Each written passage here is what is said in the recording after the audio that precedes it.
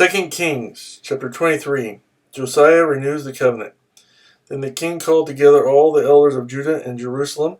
He went up to the temple of the Lord with the men of Judah, the people of Jerusalem, the priests and the prophets, all the people from the least to the greatest. He read in their hearing all the words of the book of the covenant, which had been found in the temple of the Lord. The king stood by the pillar and renewed the covenant in the presence of the Lord, to follow the Lord and keep his commands, regulations, and decrees with all his heart and all his soul, thus confirming the words of the covenant written in this book. Then all the people pledged themselves to the covenant. The king ordered Hilkiah the high priest, the priests next in rank, and the doorkeepers to remove from the temple of the Lord all the articles made for Baal and Asherah and all the starry hosts. He burned them outside Jerusalem in the fields of the Kidron Valley and took the ashes to Bethel. He did away with the pagan priests appointed by the king of Judah to burn incense on the high places of the towns of Judah and on those around Jerusalem, those who burnt incense to Baal, to the sun and moon, to the constellations, and to all the starry hosts. He took the Asherah pole from the temple of the Lord to the Kidron Valley outside Jerusalem and burned it there. He ground it to powder and scattered the dust over the graves of the common people. He also tore down the quarters of the male shrine prostitutes, which were in the temple of the Lord, and where women did weaving for Asherah. Josiah brought all the priests from the towns of Judah and desecrated the high places from Geba to Beersheba, where the priests had burnt incense. He broke down the shrines at the gates, at the entrance to the gate of Joshua, the city governor, which is on the left of the city gate. Although the priests of the high places did not serve at the altar of the Lord in Jerusalem, they ate unleavened bread with their fellow priests. He desecrated Topheth, which was in the valley of Ben Hinnom, so no one could use it to sacrifice his son or daughter in the fire to Molech. He removed from the entrance to the temple of the Lord the horses that the kings of Judah had dedicated to the sun.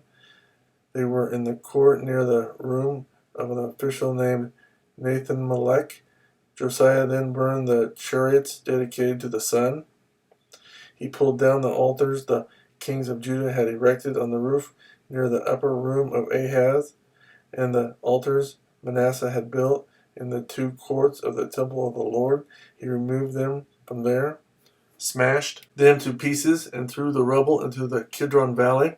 The king also desecrated the high places that were east of Jerusalem on the south of the hill of corruption, the one Solomon, king of Israel, had built for Ashtoreth, the vile goddess of the Sidonians, for Chemosh, the vile god of Moab, and for Molech, the detestable god of the people of Ammon.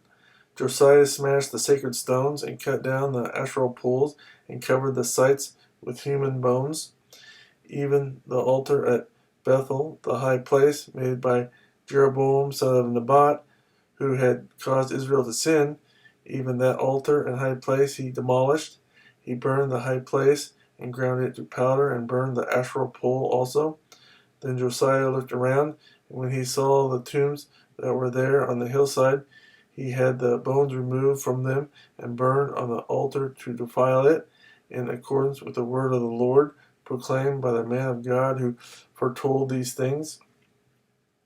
The king asked, "What is that tombstone I see?"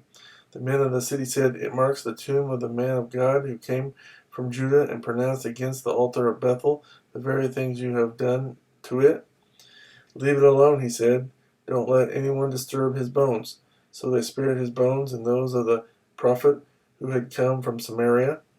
Just as he had done at Bethel, Josiah removed and defiled all the shrines at the high places that the kings of Israel had built in the towns of Samaria that had provoked the Lord to anger. Josiah slaughtered all the priests of those high places on the altars and burned human bones on them. Then he went back to Jerusalem.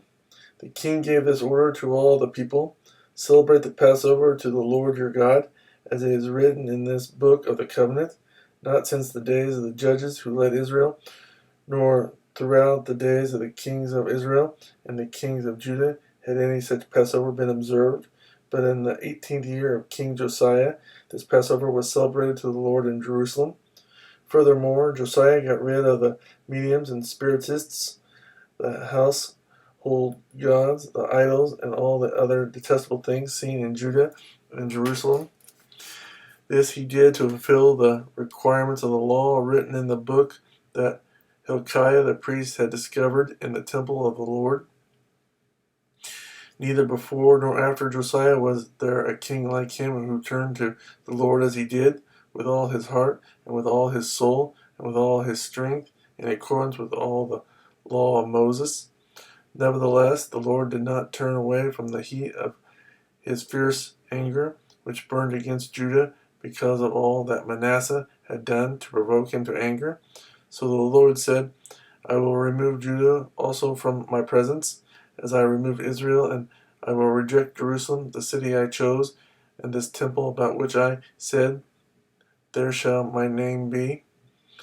As for the other events of Josiah's reign, and all he did, are they not written in the book of the annals of the kings of Judah?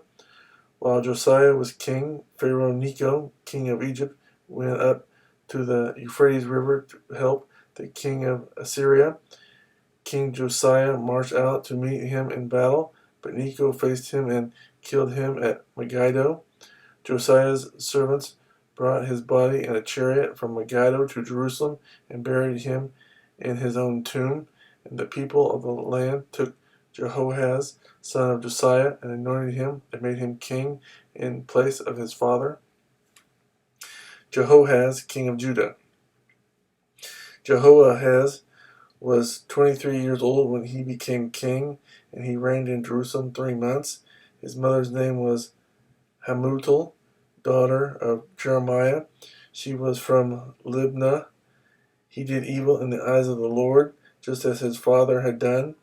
Pharaoh Necho put him in chains in Riblah in the land of Hamath, so that he might not reign in Jerusalem, and he imposed on Judah a levy of 100 talents of silver and a talent of gold.